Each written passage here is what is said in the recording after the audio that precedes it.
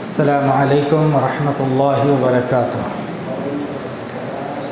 ان الحمد للہ نحمده ونستعینه ونستغفره ونعوذ باللہ من شرور انفسنا ومن سیئات اعمالنا من يهده الله فلا مضل له ومن يضلل فلا هادي له واشهد ان لا اله الا الله وحده لا شريك له واشهد ان محمدا عبده ورسوله۔ فاعوذ بالله السميع العليم من الشيطان الرجيم من همزه ونفخه ونفثه۔ يا ايها الذين امنوا اتقوا الله حق تقاته ولا تموتن الا وانتم مسلمون۔ يا ايها الناس اتقوا ربكم الذي خلقكم والذين من قبلكم لعلكم تتقون۔ يا أيها الناس اتقوا ربكم الذي خلقكم والذين من قبلكم لعلكم تتقون۔ يا أيها الذين آمنوا اتقوا الله وقولوا قولا سديدا يصلح لكم أعمالكم ويغفر لكم ذنوبكم ومن يطع الله ورسوله فقد فاز فوزا عظيما۔ أما بعد فإن خير الحديث كتاب الله وخير الهدي هدي محمد صلى الله عليه وسلم وشر الأمور محدثاتها وكل محدثة بدعة وكل بدعة ضلالة وكل ضلالة في النار۔ قال الله تبارك وتعالى في سورة الحجر: فاعوذ بالله السميع العليم من الشيطان الرجيم من همزه ونفخه ونفثه۔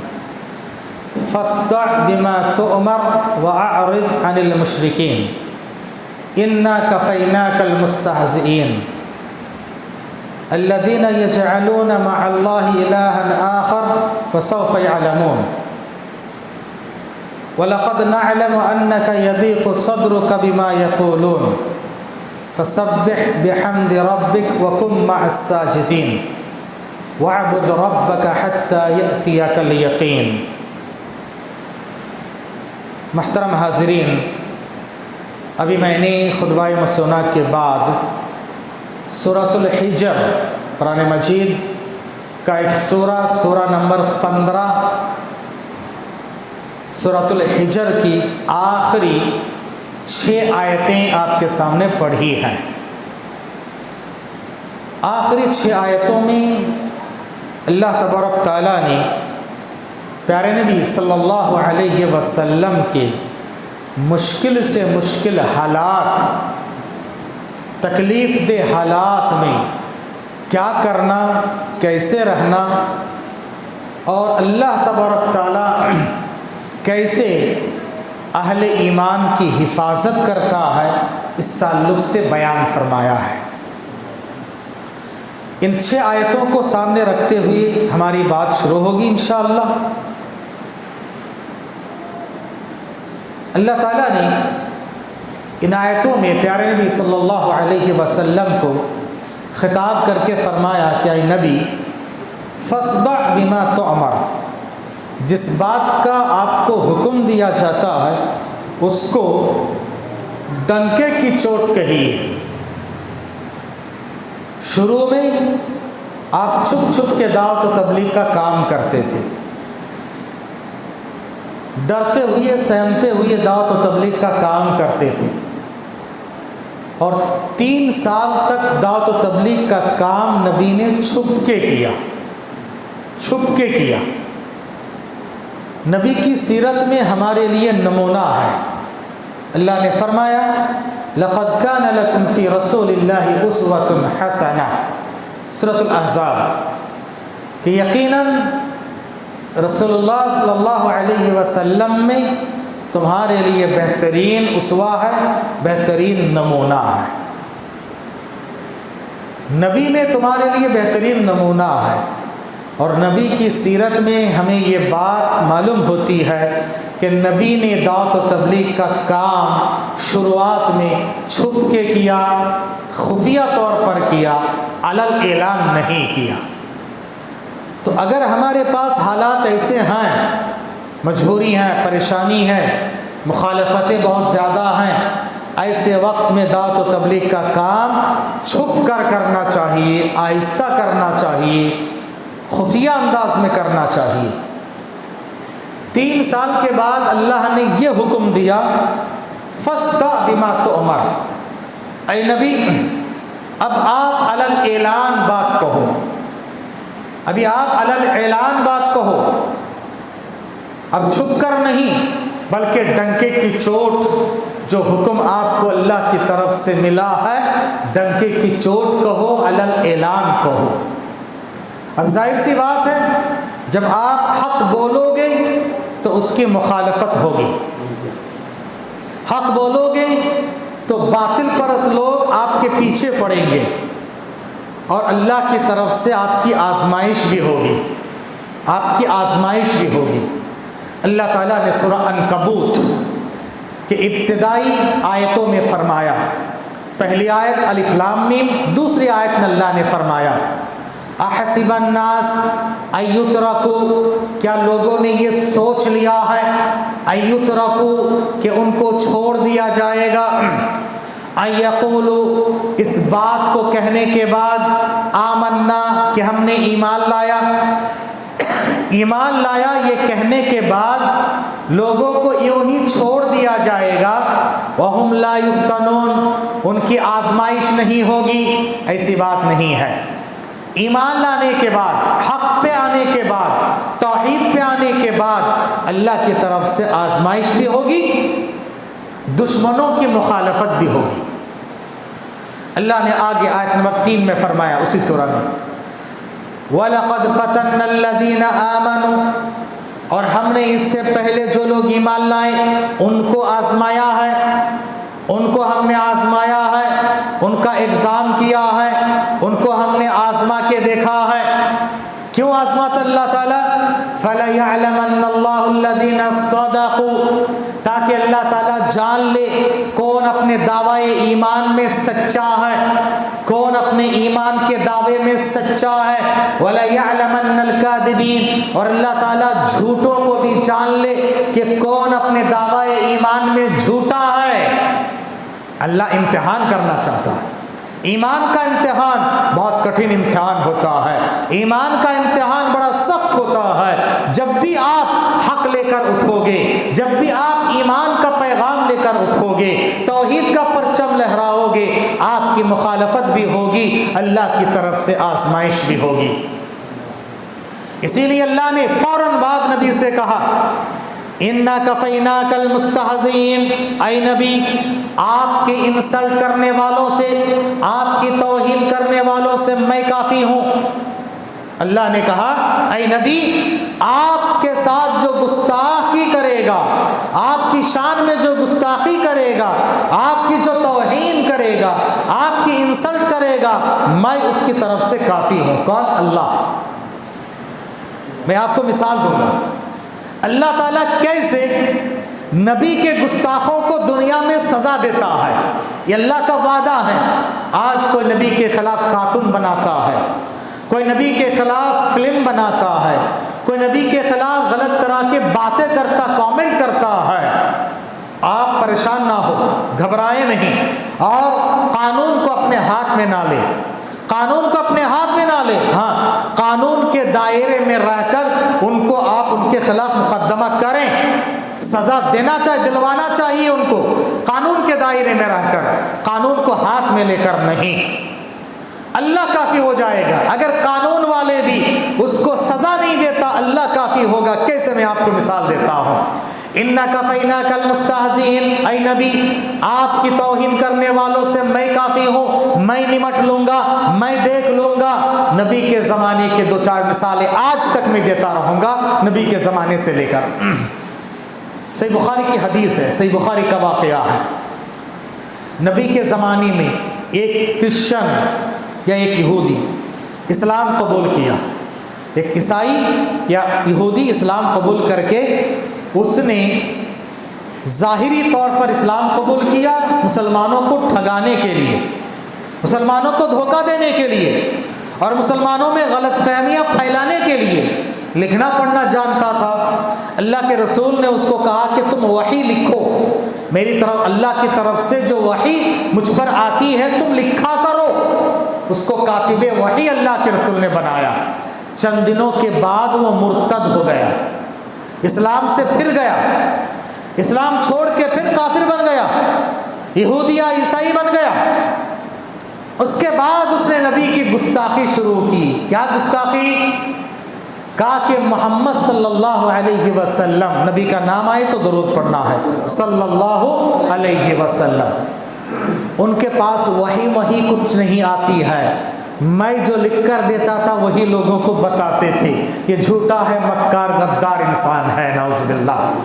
اللہ کو یہ بات بہت بری لگی، بہت بری لگی اللہ کو۔ اللہ نے کہا نا میں کافی ہو جاؤں گا اے نبی آپ کے گستاخوں سے۔ چند دنوں کے بعد وہ ملعون مر گیا۔ اتنا ہی کافی نہیں، مرنے کے بعد اب جانتے ہیں کہ عیسائیوں کے پاس، یہودیوں کے پاس کافن میں، باکس میں بند کر کے زمین میں دفن کرتے ہیں۔ صبح اٹھ کے لوگوں نے دیکھا اس کی لاش باہر پڑی ہوئی ہے، زمین گستاخ رسول کی لاش کو لینے تیار نہیں۔ لوگوں نے دیکھا صبح سویرے اس کی لاش زمین پہ پڑی ہوئی ہے۔ پھر دوسرے دن ان لوگوں نے بہت گڑھا کھودا، دفن کیا۔ دوسرے دن بھی وہی حال ہے۔ انہوں نے الزام لگایا کہ مسلمانوں نے کیا ہوگا، وہ ہر زمانے میں ہوتا ہے، آج بھی الزام تراشیں گے۔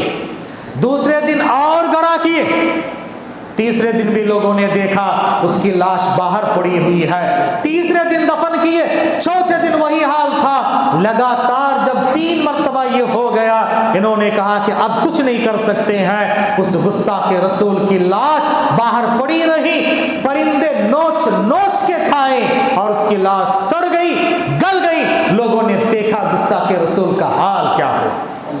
اللہ اکبر۔ یاد رکھنا میرے بھائیوں، نبی کے زمانے کی مثال اور ایک دیتا ہوں۔ ابو لہب کو کون نہیں جانتا؟ ابو لہب بڑا خوبصورت انسان تھا، بڑا مالدار تھا، اس کے پاس بڑی اولاد تھی، اس کے لاٹھیاں بہت تھیں، اور اس کو غرور تھا اپنے اولاد پہ، اپنے مال پہ، اپنے حسن و جمال پہ، اپنا عہدہ اور منصب پہ۔ ایک بات یاد رکھنا، جو انسان جس چیز کا غرور دکھاتا ہے اللہ اسی چیز سے اس کو ذلیل کرتا ہے۔ جو انسان جس چیز کا گھمنڈ دکھاتا ہے اللہ اسی چیز سے اس کو ذلیل کرتا ہے۔ ابو لہب کو اپنے حسن و جمال پہ ناز تھا، آل اولاد پہ ناز تھا، اپنے دولت پہ ناز تھا، اپنے عہدہ اور منصب پہ ناز تھا۔ اللہ نے انہی ذریعے سے ذلیل کیا۔ اس نے نبی کی گستاخی کی۔ نبی پر جب یہ آیت نازل ہوئی فَاسْدَعْ بِمَا تُعْمَرُ، اے نبی آپ علی الاعلان ڈنکے کی چوٹ بات کہو۔ آپ صفا کی پہاڑی پہ کھڑے ہو گئے، صفا کی پہاڑی پہ کھڑے ہو کر آپ نے اعلان کیا، لوگوں آ جاؤ میں تمہیں خاص بات بتانے والا ہوں۔ سارے لوگ جمع ہو گئے۔ اس کے بعد نبی نے فرمایا کہ لوگوں میں پہاڑ کے پیچھے بھی دیکھ رہا ہوں، سامنے بھی دیکھ رہا ہوں، میرے سامنے پہاڑ کا اگلا حصہ بھی ہے، پچھلا حصہ بھی ہے، لیکن تمہارے سامنے صرف پہاڑ کا سامنے کا اگلا حصہ ہے، پیچھے کیا ہے تمہیں پتہ نہیں ہے۔ یہ نبی نے مثال دی ہے، یعنی میرے سامنے دنیا بھی ہے، آخرت بھی ہے، پچھلا حصہ یعنی آخرت ہے، تم نہیں دیکھ رہے ہو، لہٰذا تم ایک اللہ پر ایمان لے کر آؤ۔ اگر میں یہ کہوں کہ پہاڑ کے پیچھے ایک مسلح فوج تیار ہے تم پر حملہ اور ہونے کے لیے، کیا تم میری بات کا یقین کرو گے؟ سب نے کہا کہ ہاں آپ تو امانت دار ہے، سچے انسان ہے۔ نبی نے کہا کہ دیکھو میرے بھائیو، ایک دن آئے گا اللہ کے پاس جواب دینا ہے، ورنہ اللہ کے فوج تمہیں لے جا کر جہنم میں ڈالیں گے۔ اسلام قبول کر لو، توحید پرست بن جاؤ، شرک و بدعت و خرافات چھوڑو، یہ کہنا تھا سب سے پہلے۔ ابھی وہ جن لوگوں نے کہا کہ آپ سچے ہیں، جب توحید کی بات کیے، سچائی کی بات کیے، ایمان کی بات کیے، وہی لوگ اب کہنے لگے تو جھوٹا کہے گا۔ نعوذ باللہ، ہمارے اور آپ کے ساتھ بھی ہوگا۔ اچھے دوست، لیکن جب آپ توحید پرست بن جاؤ گے، شرک و بدعت و خرافات چھوڑو گے، آپ کے دوست آپ کے مخالف ہو جائیں گے، آپ کے رشتہ دار آپ کے مخالف ہو جائیں گے، اللہ کے لیے برداشت کرو۔ اس کے بعد آپ کا سگا چچا ابو لہب سب کے سامنے اٹھا اور ہاتھ ہلا ہلا کر کہا، اے محمد صلی اللہ علیہ وسلم، اس کے لیے جمع کیا؟ تجھے کوئی اور کام نہیں ہے؟ ہم لوگ مصروف انسان کام کا چھوڑ کر آئے، شاید کوئی اہم بات بتائیں گے، تو نے اس کام کے لیے جمع کیا ہے؟ نبی کی شان میں گستاخی کیا، ہاتھ ہلا ہلا کر۔ اللہ کو اتنا غصہ آیا، فوراً اللہ نے قرآن کی آیت نازل فرما دی، سورہ لہب، تبت یادا ابی لہب، ابو لہب کا ہاتھ برباد ہو جائے، وتبا، وہ بھی برباد ہو جائیں، ما اغنی عنہ مالہ وما کسب، اس کا مال، اس کی دولت، اس کے آل و اولاد، جو کچھ اس نے کمایا کچھ بھی کام نہیں آیا، کچھ کام نہیں آئے گا۔ اور یاد رکھنا اس کی بیوی بھی نبی کو تکلیف دیتی تھی، دونوں کے بارے میں کہا، وَامْرَأَتُهُ حَمَّالَةَ الْحَطَبِ، اور اس کی بیوی جو لکڑیاں چن چن کے لاتی تھی، کانٹا لا کر نبی کے راستے میں بچھایا کرتی تھی، کفی جیدہا حبل من مسد، اس کے گلے میں ایک ہار ہے اور سونے کا ہار، اس پہ بڑا فخر تھا۔ اللہ نے کیا کیا؟ اس کو اسی ہار سے پھانسی دلوا کے مار دیا۔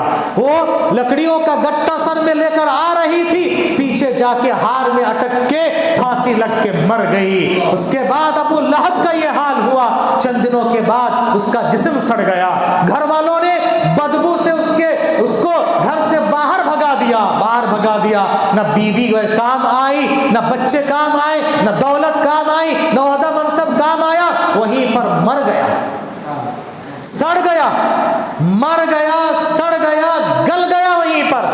مر جانے کے بعد، سڑ جانے کے بعد، گل جانے کے بعد کیا ہوا؟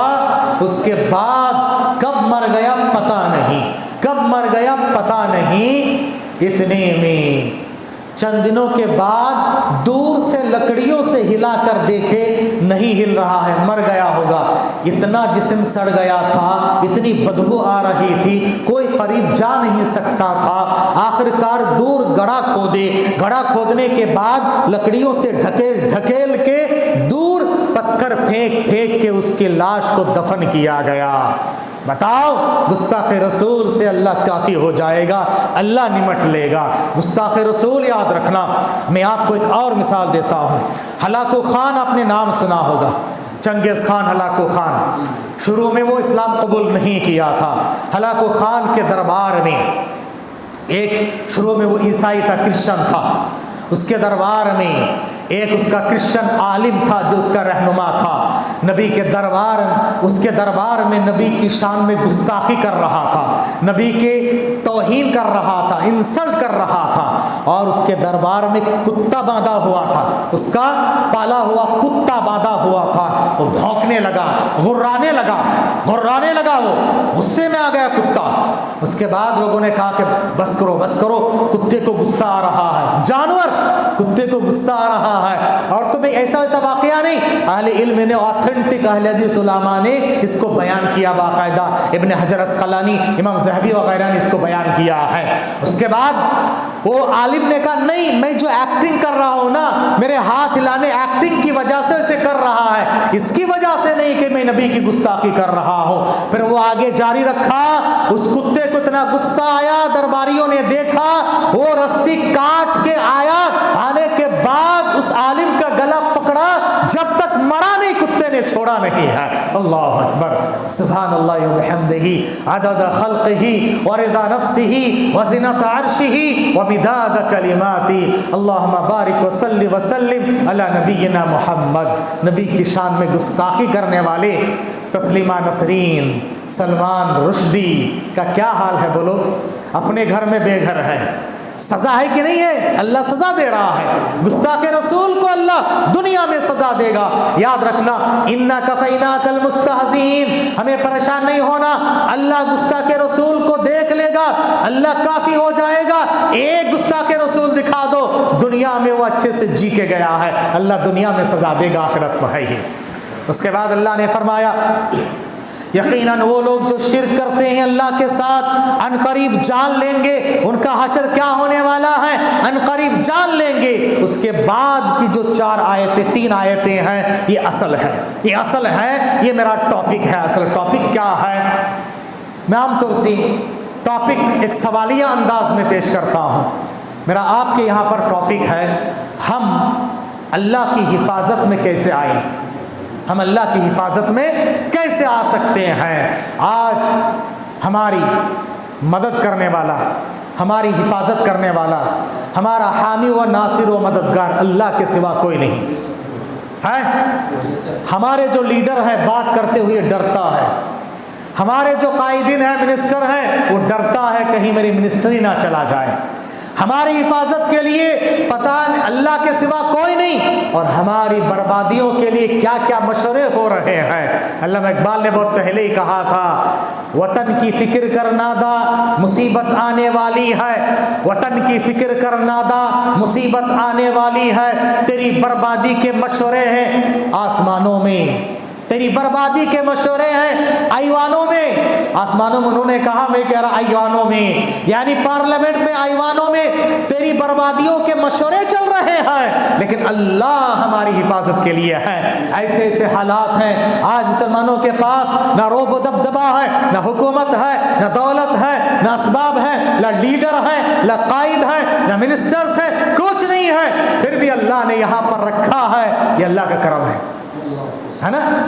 اب اللہ کی حفاظت میں ہم کیسے آ سکتے ہیں جب اللہ ہی ہماری حفاظت کر رہا ہے؟ ہمیں اللہ کی طرف آنا ہے۔ ایک اصولی بات یاد رکھنا میرے بھائیوں، جب دین و ایمان کی خاطر ہماری آزمائش ہو، میں نے ابھی کہا اللہ کی طرف سے آزمائش بھی ہوگی، لوگوں کی مخالفت بھی آئیں گی۔ جب لوگوں کی مخالفت ہو کس وجہ سے؟ توحید، دین، ایمان کی وجہ سے۔ اللہ کی طرف سے آزمائش ہو تو ہمیں دین بیزار نہیں بننا ہے اور دیندار بننا ہے۔ دین بیزار نہیں اور دیندار بننا ہے، دین سے پیٹ پھیر کے بھاگنا نہیں بلکہ اور دین کی طرف آنا ہے۔ صحابہ کیا کیے ہیں؟ تکلیفیں آتی رہی اور دیندار بنتے رہے۔ یہ بلال حبشی ہے، اللہ اکبر، نہ ان کے ماں باپ کا پتہ ہے، نہ ہی کوئی بڑے حسب نسب والے ہیں، کالے کلوٹے نیگرو ہیں، لیکن زمین پہ چل رہے ہیں اور پیر کی آہٹ نبیوں کے سردار آخری نبی کو جنت میں سنائی دے رہی ہے۔ اللہ اکبر، کیوں؟ ایمان کی وجہ سے۔ اور کتنا ایمان دیکھو، زمین پہ گھسیٹا جاتا تھا، پتریلی سرزمین پہ گھسیٹا جاتا تھا، گرم گرم ریت پہ گھسیٹا جاتا تھا، اور ان کے سینے پہ پتھر رکھ دیا جاتا تھا، پھر بھی وہ کہتے احد احد احد کا نعرہ لگاتے، کبھی اللہ سے دور نہیں ہوئے۔ کیا اتنی تکلیف ہو رہی ہے، کیوں نہ ہم چھوڑ دیں؟ نہیں، کبھی نہیں، اور دیندار بنے اور دیندار بنے۔ اسی لیے نبی بھی دیکھو کیسے انصاف کیے۔ نبی نے یہ نہیں دیکھا کون بڑا ہے۔ جب مکہ فتح کیے، کعبے میں اذان دینے کی بات آئی، کہا کہ آج حق اسی کو پہنچتا ہے جس نے اللہ اکبر کا نعرہ لگانے کی وجہ سے تکلیف اٹھائیں، پتھروں میں گھسیٹا گیا، تکلیفیں دی گئی، اور ریتیلی زمین پر ان کو لٹایا گیا، ان کے سینے پہ پتھر چٹان رکھ دی گئی تھی۔ جب تکلیف کے وقت میں زور زور سے اللہ اکبر کا نعرہ لگانے والے بلال تھے، آج امن میں بھی بلال کو یہ حق پہنچتا ہے اللہ اکبر کا نعرہ لگائے۔ اللہ اکبر، ہے کہ نہیں؟ اس کے بعد پیارے نبی صلی اللہ علیہ وسلم ان سے کہا کہ تم اذان دو۔ وہ بلال، جتنے تکلیف ان کو دی گئی اور زیادہ وہ آگے بڑھیں۔ شاعر نے کیا خوب کہا ہے، اسلام وہ پودا ہے جتنا تراشو گے اتنا ہرا ہوگا، جتنا تراشو گے اتنا ہرا ہوگا۔ اسلام ہمیشہ اختلاف میں پھیلتا ہے، تصادم میں پھیلتا ہے۔ جب اسلام کی مخالفت زیادہ ہوتی ہے، اسلام اور آگے بڑھتا ہے۔ موسیٰ علیہ السلام کے لیے سب سے زیادہ تکلیف کا کام تھا فرعون کے دربار میں آ کر دعوت و تبلیغ کا کام کرنا، ہے کہ نہیں؟ فرعون کے دربار میں ایک آدمی کو مار دیے تھے، وہ مر گیا تھا۔ فرعون قتل کرنے کی سازش کر رہا تھا، لیکن اللہ نے کہا کہ موسیٰ، جہاں تمہارے لیے زندگی تنگ ہے، عرصہ دراز تنگ ہے، جہاں تمہارے قتل کا مشورہ ہے، جہاں سب سے بڑھ کر تمہارے مخالفین ہے، دعوت کا کام وہیں جا کے شروع کرنا ہے، وہیں جاؤ۔ یہ اللہ کی مرضی دیکھو، اللہ کی مرضی دیکھو۔ وہاں جا کر شروع کیے. جتنی مخالفت ہوگی اسلام کی اتنا اسلام پھیلے گا. آج ساری دنیا میں سب سے زیادہ پھیلنے والا مذہب اسلام ہے. اسلام ہے الحمدللہ. پریشان نہیں ہونا, گھبرانا نہیں ہے. اللہ تعالیٰ نے کہا کہ وعدہ کیا ہے کہ تمہاری حفاظت اللہ تعالیٰ کرے گا.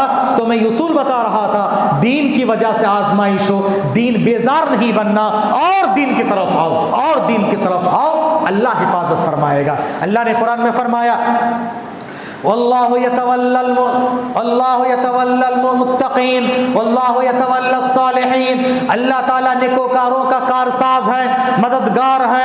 اللہ کافی ہو جائے گا کن لوگوں کے لیے, صالحین کے لیے, نیکوکاروں کے لیے. اللہ تعالیٰ مومنوں کی طرف سے ڈیفنس کرتا ہے, دفاع کرتا ہے.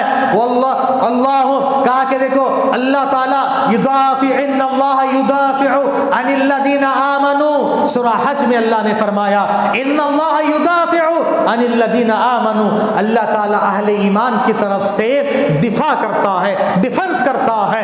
اللہ تبارک تعالیٰ اہل ایمان کی طرف سے, کچھ لوگ بنگالی ہے, بنگلہ میں بول دیتا ہوں کیونکہ دفاع شاید ان کو سمجھ میں نہ آئے. یعنی আল্লাহ অর্থাৎ আল্লাহ প্রতিরক্ষা করবে, আল্লাহ রক্ষা করবে, আল্লাহ প্রতিরক্ষার জন্য যথেষ্ট হয়ে যাবে. আল্লাহ তাবারক তাআলা তোমাদের মঙ্গল কামী হবে. محترم حاضرین, پیارے نبی صلی اللہ علیہ وسلم کو اللہ نے آگے کی آیتوں میں یہ پیغام کب دیا؟ جب مکہ کی سرزمین آپ کے لیے تنگ ہو گئی, آپ کے خلاف سازشیں, آپ کو پریشان کرنا, ستانا, تکلیف دینا, صحابہ کو مارنا پیٹنا.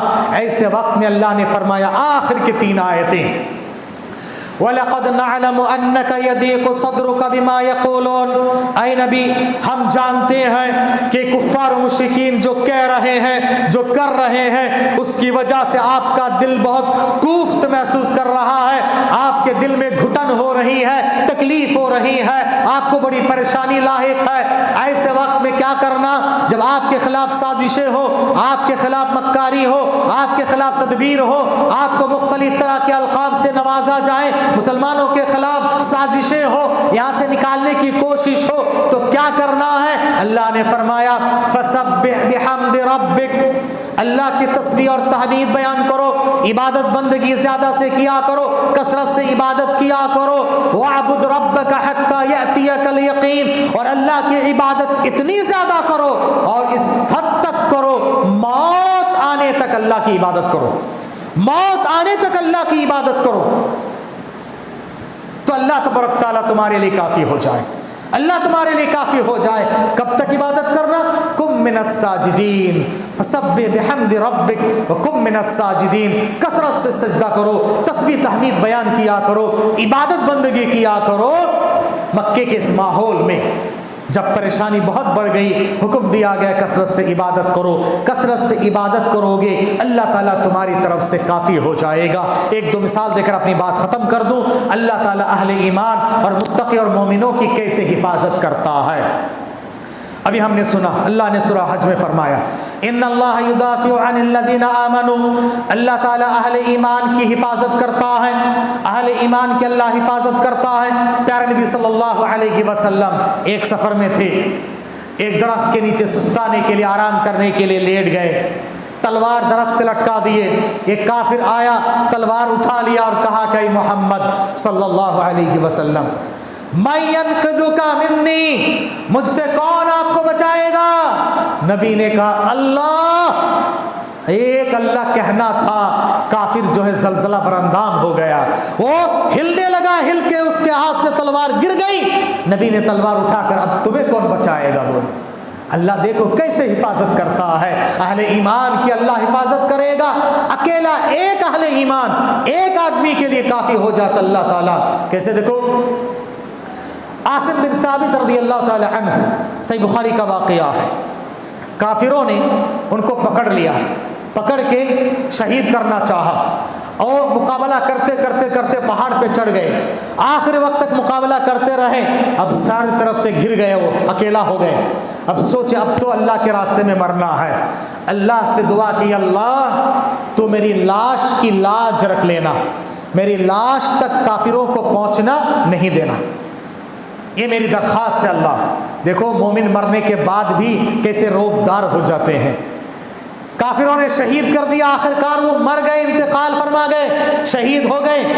کافروں میں سے ایک کافر جس کے باپ کو یا رشتہ دار کو عاصم بن ثابت نے اس سے پہلے کی جنگ میں قتل کیے تھے، وہ انتقام لینے کے لیے ڈھونڈ رہے تھے کہ مرنے کے بعد ان کی لاش کو کاٹیں گے، ٹکڑا ٹکڑا بنائیں گے، اس لیے انہوں نے دعا کی مرنے سے پہلے اللہ میری لاش تک ان کو رسائی نہیں دینا۔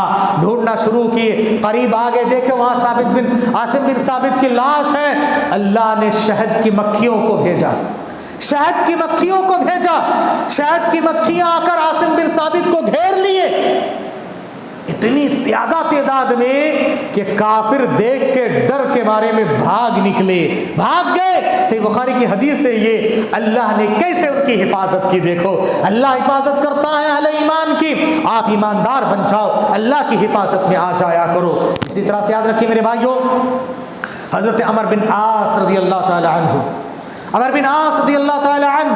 زبیر بن عوام رضی اللہ تعالی عنہ عشرہ مبشرہ میں سے ہیں، وہ 10 صحابہ جن کو دنیا میں جنت کی خوشخبری دی گئی ان میں سے ایک ہے۔ ابن جرہم ایک کافر اکیلا پا کر ان کو شہید کر دیا، شہید کر دیا۔ اس کے بعد اس کی زندگی ایسی بن گئی، نیند نہیں آتی تھی اس کو، گھبرا کے اٹھتا تھا، اتنا پریشان ہو گیا، رات بھر نیند نہیں، دن بھر چین نہیں۔ آخر کار حضرت زبیر بن عوام کے بیٹے کے پاس آ کر کہا آپ اپنے باپ کے قتل کا انتقام مجھ سے لے لو، مجھے قتل کر دو۔ ان کے بیٹے نے کہا، حضرت عبداللہ نے کہا میرے باپ ایک صحابی ہے، عشرہ مبشرہ میں سے ہے، میری باپ کی جان تیرے جان کے برابر نہیں ہے، تیری جان میرے باپ کے جان کے برابر نہیں، ہم نے اللہ کے حوالے کر دیا، تجھے ہم نہیں ماریں گے۔ اتنا پریشان ہوا، زندگی اجیرن ہو گئی اس کی۔ آخر کار ایک بوسیدہ بنگلے میں گیا، بہت پرانی عمارت تھی، کہا کہ میں اندر جاؤں گا، تم سب مل کے اس کی دیوار کو میرے اوپر گرا دینا، میں زندہ دفن ہونا چاہتا ہوں۔ آخر کر ایسے ہی ہوا، زندہ اس کو دفن کر دیا گیا۔ گستاخ رسول اور صحابی کے گستاخ کو اللہ کیسی سزا دیتا دیکھو۔ اور حدیث میں اللہ کے رسول نے فرمایا لزوال الدنیا اہون علی اللہ من قتل رجل مسلم، ایک مسلمان کا قتل اللہ کو اتنی تکلیف ہوتی ہے، ساری دنیا برباد ہو جائے اللہ کو اس کی پرواہ نہیں ہوتی ہے، لیکن ایک مسلمان کا ناحق قتل ہو اللہ اس کی بڑی فکر کرتا ہے۔ مسلمان بن جاؤ، مومن بن جاؤ، نیک بن جاؤ۔ ایک مسلمان کی اللہ اتنی قدر کرتا ہے، اللہ ہماری اور آپ کی قدر نہیں کرے گا؟ اگر سارے مسلمان نیک بن جائیں اللہ کی حفاظت میں ہم آ سکتے ہیں۔ آئیے آخر ایک حدیث سنا کر اپنی بات ختم کر دیتا ہوں۔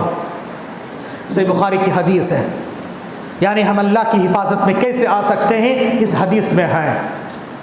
اللہ کے رسول صلی اللہ علیہ وسلم فرماتے ہیں اللہ نے کہا، یعنی حدیث قدسی، اللہ نے کہا، جب نبی کہیں اللہ نے کہا حدیث قدسی، اللہ کہتا ہے من عاد لی ولیا فقد آذنتہ بالحرب، میرے کچھ ولی ہیں، میرے ولیوں سے جو دشمنی کرے گا میں اس سے جنگ کا اعلان کرتا ہوں، میرے ولیوں سے جو دشمنی کرے گا میں اس سے جنگ کا اعلان کرتا ہوں۔ صحیح بخاری کی حدیث ہے۔ بعض اولیاء پرست لوگ اس حدیث کو توڑ موڑ کے پیش کرتے ہیں، میں آپ کو صحیح چیز بتاتا ہوں۔ ہاں اللہ کے ولی ہیں، اللہ کے ولی ہیں، اولیاء اللہ ہیں، اولیاء اللہ کو ہم مانتے ہیں، لیکن اسلام کا فلسفہ یاد رکھنا، اسلام کا فلسفہ کیا ہے، میتھڈولوجی کیا ہے؟ عبادت اللہ کی کرو، صرف اللہ کی عبادت توحید کے ساتھ، اطاعت نبی کی کرو، اور جو بڑے بزرگ ہیں اللہ کے اولیاء ان کی عزت کرو، ان کی عبادت نہیں۔ اگر آپ اولیاء اللہ کی عزت کے بجائے ان کی عبادت ان سے مانگے، ان کے پیر چومے، قدم بوسی کیے، ان کے قبروں پہ سجدہ کیے، رکوع کیے، ان سے حاجت روائی کیے، تو عبادت ہو گئی۔ اسلام یہ نہیں کہتا ہے، اس کا مطلب یہ نہیں ہم ان کے گستاخ ہیں، نہیں، ان کو حقیقی معنی میں جس کا جو حق ہے وہ دیا کرو، اللہ کا حق عبادت اس کو دو، نبی کا حق اطاعت ان کی کرو، اور سب کی عزت کرو۔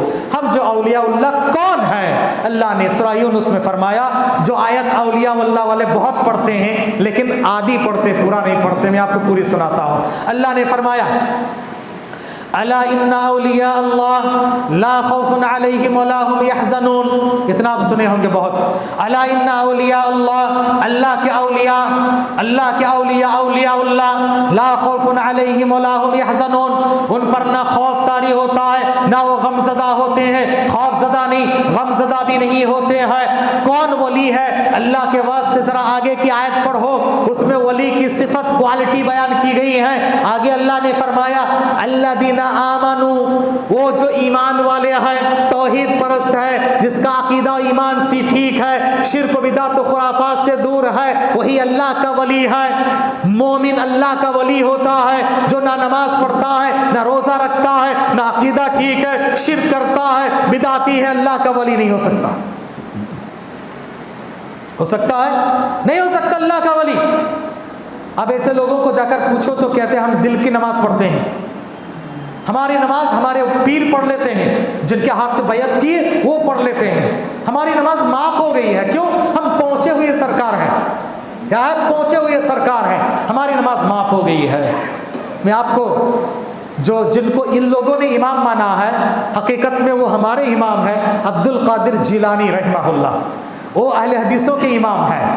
ان کا واقعہ سنا دیتا ہوں، اور اس واقعے کو ہم لوگ کوئی ایسے واقعہ نہیں اور حوالے کے ساتھ بولتے ہیں. شیخ الاسلام ابن تیمیہ ان کے فتوے کی کتاب ہے، فتاوے کی کتاب ہے، 23 والومز میں.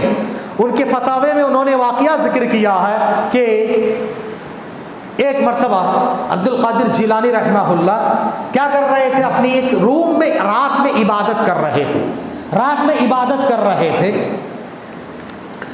اور وہ روم بہت ڈارک تھا، بہت تاریک تھا.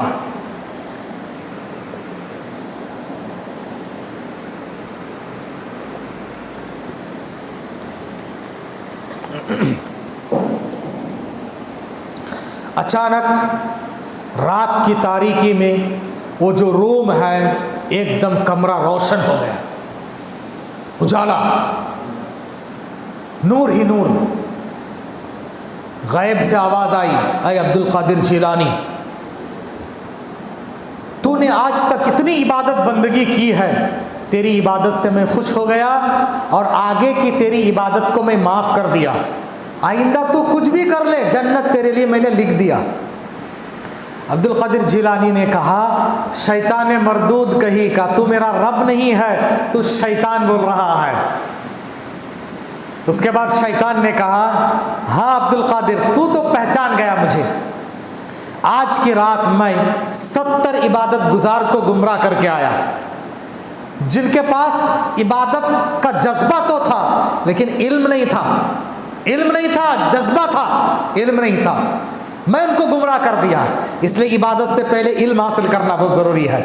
امام بخاری نے باب باندھا ہے العلم قبل القول والعمل، صحیح بخاری میں، کہ بولنے سے پہلے، عمل کرنے سے پہلے علم حاصل کرو. اور قرآن مجید کی سورہ محمد کی آیت نمبر 19 ذکر کیے ہیں. اللہ نے نبی سے فرمایا فَاعْلَمْ أَنَّهُ لَا إِلَهَ إِلَّا اللَّهِ، علم حاصل کرو لا الہ الا اللہ کا. نبی سے کہا جا رہا لا الہ الا اللہ کے علم حاصل کرو. کیا نبی کو معلوم نہیں تھا؟ عربی نہیں آتی تھی؟ ہم سوچتے لا الہ الا اللہ معلوم ہے نا، اللہ کے سوا کوئی معبود نہیں ہے. کیوں نبی سے کہا کہ علم حاصل کرو؟ اس کا بڑا علم ہے. لا الہ الا اللہ کے ایکسپلینیشن کرنا چاہیں گے تو کم سے کم اگر 1 گھنٹے کا بیان ہو تو کم سے کم 3 مہینہ چاہیے، 3 مہینہ چاہیے صرف لا الہ الا اللہ پہ پورے ایکسپلین کرنا ہو تو عبد القادر جیلانی سے کہا کہ شیطان آج تو مجھے پہچان لیا، لیکن جن کے پاس علم نہیں تھا، عبادت گزار تھے، ان سب کو گمراہ کر دیا، آئندہ سے عبادت نہیں کریں گے. تجھے تیرے علم نے بچا لیا، تجھے تیرے علم نے بچا لیا. عبد القادر جیلانی نے کہا شیطان مردود، تیرا دوسرا حملہ اور خطرناک ہے. تو مجھے علم کا غرور دلانا چاہتا ہے، شرک میں مبتلا کرنا چاہتا ہے. مجھے میرے علم نے نہیں، میرے رب نے مجھے بچا لیا. اللہ اکبر. کیسے ایمان والے دیکھو، میرے رب نے مجھے بچایا اور تو کہہ رہا کہ میری عبادت معاف ہوگی. اصل چیز جو میں بتانا چاہ رہا ہوں، ہماری عبادت معاف ہوگی، ہم پہنچے ہوئے سرکار ہیں. اب نماز روزہ نہیں ہے ان کے لیے، بس چبانا ہے اور اینٹنا ہے لوگوں سے. یاد رکھو میرے بھائیوں، کہا کہ نبی کے آخری وقت تک عبادت معاف نہیں ہوئی۔ اس آیت میں بھی اللہ نے کیا فرمایا؟ وَاعْبُدْ رَبَّكَ حَتَّى يَأْتِيَكَ الْيَقِينُ، اے نبی موت آنے تک عبادت کرو۔ موت آنے تک نبی کی عبادت معاف نہیں ہوئی۔ آپ چل نہیں سکتے تھے، دو آدمی کے سہارے سے نماز کے لیے آ رہے ہیں، پیر میں طاقت نہیں، پیر گھسیٹتے ہوئے آپ آ رہے ہیں، پھر بھی نماز کو آپ صلی اللہ علیہ وسلم آئے، بیٹھ کر آپ نماز پڑھے ہیں، اور آپ کہہ رہے ہو کہ میری نماز معاف ہو گئی۔ اللہ اکبر، ہے کہ نہیں؟ علم سیکھو۔ یہ لوگ الٹے سیدھے بیان کرتے ہیں۔ غرض ولی کون ہے یہ بات چل رہی ہے، اس سے بات ختم ہو جائے گی انشاءاللہ۔ ولی الذین آمنوا وکانوا یتقون، اور جو متقی اور پرہیزگار ہیں وہی اللہ کے ولی ہیں۔ ایمان، عقیدہ، منہج صحیح ہو، اور اس کے بعد نیک اعمال۔ نیک اعمال کس کو کہا جاتا ہے؟ متقی پرہیزگار کون ہے؟ اللہ اس کے رسول نے جن باتوں کا حکم دیا ان پر عمل کرنا، یہ اصل تقویٰ ہے۔ ان باتوں سے جن کو اللہ کے رسول نے روکا ہے ان سے رک جانا، یہ اصل تقویٰ ہے۔ تقویٰ تو متقی پرہیزگار ہیں وہی گویا کہ اللہ کے ولی ہیں۔ نبی نے حدیث میں فرمایا، مسند احمد کی روایت ہے، اللہ کے ولی ایسے ہوتے ہیں جن کو دیکھ کر اللہ یاد آ جائے۔ کیا یہ سب ہیں ان کو دیکھ کر اللہ یاد آتا ہے؟ ان کی زبان دیکھو تو ایسا لگتا ہے صدیوں سے شاید برش نہیں کیے ہوں گے، جسم ایسے گندے پڑے ہوئے ہیں پتہ نہیں برسوں سے نہیں نہائے ہوں گے، ہے نا؟ ان کو دیکھ کر تو چہرہ ایسا لگتا شیطان یاد آتا ہے۔ کہاں سے اللہ یاد آئے؟ اللہ یاد آتا ہے؟ کہا کہ وہ اللہ کے ولی ایسے ہوتے جن کو دیکھو تو اللہ یاد آ جائے۔ اللہ اکبر، یہ اللہ کے ولی ہوتے ہیں میرے بھائیوں۔ اور حدیث میں اللہ کے ولی کون ہوتے ہیں جو حدیث میں نے پڑھی تھی، حدیث قدسی، اللہ نے فرمایا میرے ولی ہیں، جو میرے ولیوں سے دشمنی کرے گا میں ان سے جنگ کا اعلان کرنا چاہتا ہوں۔ اللہ کے ولی بن جاؤ، آپ سے کوئی دشمنی بھی کرے گا اللہ ان سے جنگ کر لے گا۔ اللہ اکبر، اللہ کے ولی بنو گے؟ بن جاؤ۔ کیا کرنا؟ ایمان، توحید، تقوی، اور اس کے بعد اللہ کے رسول اللہ نے فرمایا میرے جو ولی ہیں وہ سب سے پہلے فرائض کی پابندی کرتے ہیں، فرض نماز، فرض روزے، فرض زکوٰۃ، فرض صدقات، فرض حقوق، ماں باپ کے حقوق، پڑوسیوں کے حقوق، میاں بیوی کے حقوق، اولاد کے حقوق، فرائض جو فرض ہیں، کمپلسری واجبات ہیں، ان کو ادا کرتے ہیں۔ فرائض ادا کرنے کی وجہ سے وہ میری محبت کے حقدار ہو جاتے ہیں، حتی احبہ، یہاں تک کہ میں ان سے محبت کرنے لگتا ہوں اور دنیا میں اعلان کر دیتا ہوں فلاں سے میں محبت کرتا ہوں، تو بھی اس سے محبت کر۔ امام بخاری کو میں نے دیکھا، آپ نے دیکھا ہے، شیخ البانی، ابن تیمیہ، ان کو آپ نے دیکھا ہے، امام ترمذی، نسائی دیکھا ہے۔ کوئی رشتہ داری ہے، کوئی احسان ہے، نام آتے ہی دل میں محبت آتی کہ نہیں آتی؟ بولو، یہی ایمانی محبت۔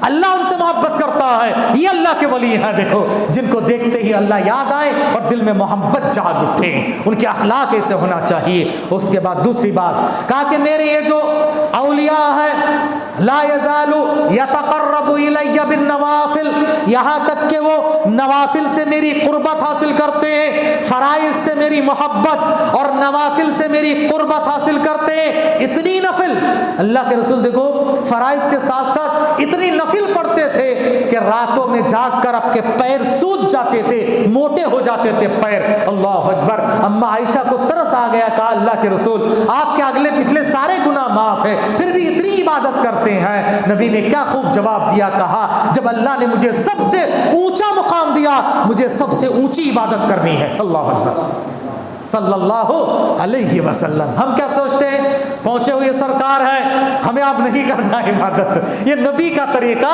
اور یہ دیکھو ان کا طریقہ، آپ ٹیلی کر لو کون نبی کے طریقے پر ہیں۔ میرے محترم دوستو، بزرگوں، بھائیوں، یاد رکھنا اللہ کے ولی کون ہوتے ہیں، اس حدیث میں اللہ کے رسول نے فرمایا ہے۔ اور پہلی بات خلاصے کے طور پر، ہم اگر اللہ کی حفاظت میں آنا چاہتے ہیں، آج ہمارے محافظ اللہ ہی ہے، کیا کرنا ہے؟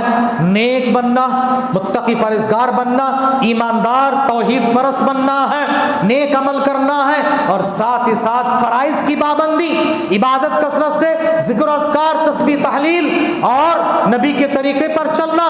نبی کے گستاخوں کو اللہ سزا دے گا۔ اور نفل کثرت سے پڑھنا۔ نفل کیا ہے؟ فرائض کے علاوہ جو بھی ہے وہ نفل ہے۔ اب ان لوگوں نے کچھ الگ سے کر لیا، نفل بیٹھ کے پڑھنا ہے، بیٹھ کے پڑھ سکتے ہو، نفل آدھا ثواب ملے گا۔ نبی نے فرمایا میں پڑھتا ہوں مجھے پورا ثواب ملے گا، تم پڑھو گے آدھا ثواب ملے گا۔ کھڑے ہو کر پڑھو گے تو پورا ثواب ملے گا. نفل کیا ہے؟ الگ سے کچھ نہیں ہے، فرض کے علاوہ جو بھی ہے سب نفل ہے. نفل کے معنی ایکسٹرا، فرض کے معنی کمپلسری. کمپلسری سے چھوڑ کے جو بھی کرو گے ایکسٹرا ہے. سنت بھی نفل میں داخل ہے، سنت بھی نفل کے اندر داخل ہے. تو کثرت سے نوافل پڑھیں گے. حدیث کمپلیٹ کر کے بات ختم کر دیتا ہوں. تو اللہ نے فرمایا اب وہ میرے ولی بن جاتے ہیں، اب وہ میرے ولی بن جاتے ہیں. اب میں ان کی ہر دعا قبول کرتا ہوں، ان کی حفاظت کرتا ہوں اور ان کی پروٹیکشن کرتا ہوں، یہاں تک کہ میں اس کے ہاتھ بن جاتا ہوں جس سے وہ پکڑتے ہیں، میں ان کے پیر بن جاتا ہوں جس سے وہ چلتے ہیں، میں ان کی آنکھ بن جاتا ہوں جن سے وہ دیکھتے ہیں، میں ان کی کان بن جاتا ہوں جن سے وہ سنتے ہیں. اب اس کو لے کے ایسے ایکسٹرا آرڈینری فٹنگز کر کے پیش کرتے جس کی حد نہیں. دیکھو اولیاء اللہ کے ہاتھ، اللہ کے ہاتھ، نعوذ باللہ، یہ کہاں ہے؟ حدیث کو کیسے سمجھنا؟ جیسے صحابہ نے نبی نے سمجھایا، ایسا نہیں ہے. اس لیے کیا کہتے ہیں؟ ان کے پیر چھونا، وہ اللہ کے ولی بن گئے نا. ان کے پیر، اللہ نے کہا حدیث میں ان کے پیر بن جاتا ہوں، ان کے پیر گویا کہ اللہ ہے. نعوذ باللہ، استغفر اللہ. یہ سوچ ہے ان کے پاس، جبکہ حدیث کا مطلب یہ نہیں ہے. حدیث کا مطلب کیا ہے؟ اللہ کے ولی، سب سے بڑے ولی اللہ کے رسول تھے. کیا صحابہ نے ایسے کیا؟ نبی کے قدم بوسی کیے نبی کے سامنے. نبی نے فرمایا، جب صحابہ نے کہا کہ آپ کا سجدہ کریں ہم، نبی نے کہا میرے مرنے کے بعد میری قبر کا سجدہ کرو گے؟ یہ مسند احمد اور ابو داؤد کی صحیح حدیث ہے. صحابہ نے کہا نہیں اللہ کے رسول، آپ کی قبر کا سجدہ ہم نہیں کریں گے. نبی کے سامنے صحابہ نے کہا، حوالہ میں نے دے دیا، آپ کی قبر کا ہم سجدہ نہیں کریں گے. کہا جب میرے مرنے کے بعد میری قبر کا سجدہ نہیں کرو گے، میرے جیتے جاگتے میرا سجدہ مت کرو. اللہ کے سوا کسی اور کے لیے سجدہ جائز نہیں. اگر جائز ہوتا بیویوں سے کہتا شوہروں کا سجدہ کرے. پوری حدیث اتنی ہے کہ نہیں؟ تو اللہ کے علاوہ کسی اور کے سجدہ نہیں ہے. یہ جو مطلب حدیث کا، یعنی ان کے ہاتھ بن جاتا ہوں، یعنی ان کے ہاتھ سے جو بھی کام کرتے وہ اللہ کو پسند کرنے والا کام ہوتا ہے. ہاتھ سے گناہ کے کام اب نہیں کرتے، پیر سے گناہ کا کام نہیں کرتے، کان سے گناہ کی باتیں سنتے نہیں، آنکھ سے گناہ کی چیز دیکھتے نہیں ہیں. اب ان کے ہاتھ، پیر، ناک، منہ، کان سے وہ نیکی کی توفیق میں دے دیتا ہوں. یہ اس کا مطلب ہے. اس کا مطلب یہ نہیں اللہ ہاتھ پیر کان بن گئے. نعوذ باللہ، کتنی بڑی گستاخی ہوگی اللہ کے ساتھ. تو خلاصہ یہی ہوا. آج کے دور میں خاص طور سے ہمارے ملک میں ہمارے خلاف جو سازشیں چل رہی ہے، اگر ہم اس میں اللہ کی حفاظت میں آنا چاہتے ہیں، ان کاموں کو کرنا ہے. دعا رب العالمین سے اللہ تبارک تعالی ہمیں اور آپ کو کہنے سے سننے سے زیادہ عمل کی توفیق عطا فرمائے. الہ العالمین مسلمانوں کی جان، مال، عزت و آبرو، دین و ایمان کی حفاظت فرما. اہل و عیال کی حفاظت فرما. اس ملک میں مسلمانوں کی حفاظت فرما. اللہ تعالی ہماری بقا کو تو تعدیر بنا. اللہ تعالیٰ جب تک دنیا میں رکھنا، ایمان و امان کے ساتھ رکھنا، خاتمہ بالخیر فرمانا، جنت الفردوس کے حقدار بنا دینا، نبی کی شفاعت اور رفاقت نصیب فرما دینا. جو کچھ مانگنے سے رہ گیا اپنی شان سے نواز دینا. ہمارے جو رشتہ دار وفات پا چکے ان کی مغفرت فرمانا اور ہمیں اس کے اجر اور ثواب دینا، صبر دینا، نعم البدل عطا فرمانا. آمین. وآخر دعوانا الحمدللہ رب العالمین. سبحانک اللہم وبحمدک، اشہد ان لا الہ الا انت، استغفرک و اتوب الیک. وصلی اللہ علی نبینا محمد. آخر میں یہاں کے ذمہ داروں کا، سب کا اور امام صاحب کا غائبانہ طور پر شکریہ ادا کرتا ہوں کہ آپ نے ناچیز کو موقع عنایت فرمایا. اللہ آپ کو جزائے خیر دے، نیک کام میں بڑھ چڑھ کر حصہ لینے کی توفیق عطا فرمائے.